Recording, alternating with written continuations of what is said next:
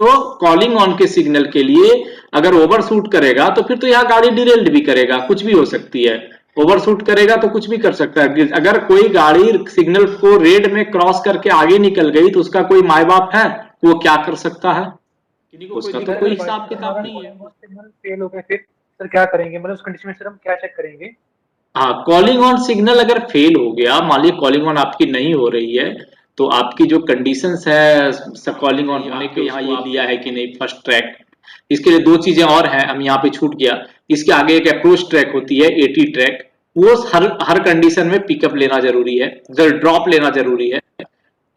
जो approach track है जिसको कॉलिंग ऑन ट्रैक बोलते हैं, एटी ट्रैक, वो हमारे कॉन्टेक्ट ड्रॉप है, यानी कि गाड़ी जो है होम सिग्नल के फ्रंट में आके खड़ी हो गई है और उसकी 180 है, ये 180 ट्रैक ड्रॉप है। तो सबसे पहले तो ये ट्रैक ड्रॉप हमको मिलना चाहिए जो पैनल पे दिख जाएगा, तो यहां से पता चलेगा कि गाड़ी खड़ी है। उसके बाद हम इनिशिएट किए तो हम ये देखेंगे हमारा रूट हो रहा है कि नहीं। दो चीजें होती है, आप जब सिग्नल कोई इनिशिएट करेंगे तो दो कंडीशन आती है पैनल में। एक तो पहले रूट आएगा, आपके पैनल के ऊपर की सारी बत्तियां येलो कलर की, या जहां व्हाइट है व्हाइट जलेगी, उसके बाद सिग्नल जलेगा। तो जब भी आप सिग्नल दे रहे हैं उस कंडीशन में आप ये देखिए कि आपकी पूरी बत्ती जली।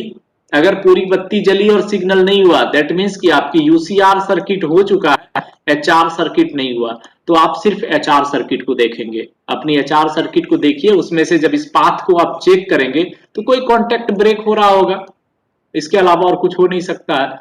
दूसरी चीज है कि आपकी रूट ही नहीं आई, कोई बत्ती नहीं जला, यानी आपका यूसीआर सर्किट ही नहीं हुआ, तो आपको यूसीआर सर्किट पहले चेक करना है।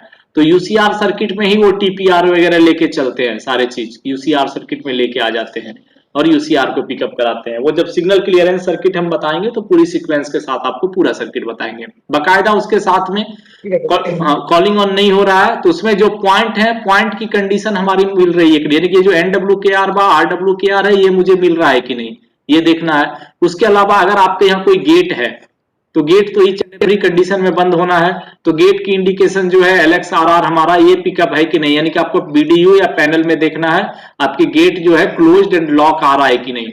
तो ये सब कुछ कुछ चीजें हैं जो अगर देख के आप 90%, सबसे पहली बात यह है कि आप अपनी पैनल या VDU को देख के आप 90% अंदाज लगा सकते हैं कि आपका फेल्योर कहाँ है, यानी आउटडोर में है, इनडोर में है, और इनडोर में भी फिर आप वीडियो को देख के ये पता कर सकते हैं कि किस सर्किट में फेल्योर हो सकता है, यानी फर्स्ट पार्ट यानी यूसीआर तक, या सेकेंड पार्ट यानी यूसीआर के बाद एचआर वाली सर्किट में।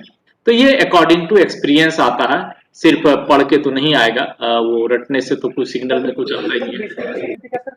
बने हुए चेक करने के जी, ये फेलियर हुआ तो हम कैसे चेक करेंगे इसका? तो 103-4 नंबर पॉइंट है सर, वो आइसोलेट पॉइंट है, तो वो उसका सर नॉर्मल लेना जरूरी नहीं है क्या सर? जी शंकर जी, एक सेकेंड, क्या बोल रहे थे, क्या बोले आप? 103 मान लीजिए ये था ना हमारा, ये 101 है, ये 102 था, ये वाली 103 और ये 104, ये ओवरलैप में है ना, ये पॉइंट जो है 103 और 104 ओवरलैप में है। तो कॉलिंग ऑन के मूवमेंट के लिए ओवरलैप की इंटरलॉकिंग की जरूरत नहीं है, according to essential of interlocking. आपकी SCM GR के अनुसार कॉलिंग ऑन के मूवमेंट के लिए कोई ओवरलैप की जरूरत नहीं है, इसलिए ओवरलैप का कोई भी चीज हम इंटरलॉकिंग में नहीं लेते हैं। जी 102 जी सर बोल रहा है कि सपोज मेन लाइन पे हम कॉलिंग ऑन लेकर एक गाड़ी ले रहे हैं स्टार्टर तक, जी, तो लूप स्टार्टर को ऑफ करके हम क्या गाड़ी डिस्पैच कर सकते हैं? कर सकते हैं अगर हमारे यहाँ साइमल्टेनियस रिसेप्शन एंड डिस्पैच है। और ऐसे भी हमारी जो ये लूप लाइन है, लूप लाइन से डिस्पैच हम आगे की ओर लेके जाएंगे और कॉलिंग ऑन से हम लेके यहाँ पे स्टार्टर तक आएंगे। तो कॉलिंग ऑन के रूट में स्टार्टर के आगे का कोई भी रूट इंटरलॉकिंग में आपकी है नहीं, तो हमारे लूप लाइन से गाड़ी को आगे मूव कराने के लिए कोई ऑब्स्ट्रक्शन नहीं आएगा, हम साइमल्टेनियस रिसेप्शन एंड डिस्पैच कर ही सकते हैं, कोई दिक्कत नहीं है, ये हमारे इंटरलॉकिंग के अंडर आ रही है। वही से मतलब यहाँ पर जनरल प्रैक्टिस का हिसाब से RCC में ये सब मूवमेंट लॉक करवा देता है? नहीं करवा देता है कि बात मत आइए, आप ये देखिए क्यों करवा रहा है। आपको RCC देखना है ना, आप RCC चेक करिए ना, रूट कंट्रोल चार्ट।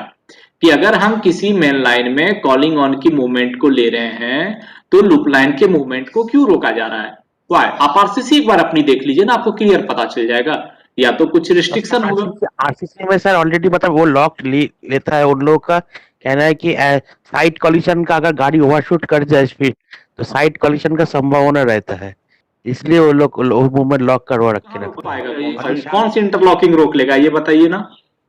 अगर ड्राइवर रेड सिग्नल को स्पीड करके ओवरशूट करके आगे बढ़ गया तो सिग्नलिंग की कौन सी इंटरलॉकिंग है जो सेव कर लेगा?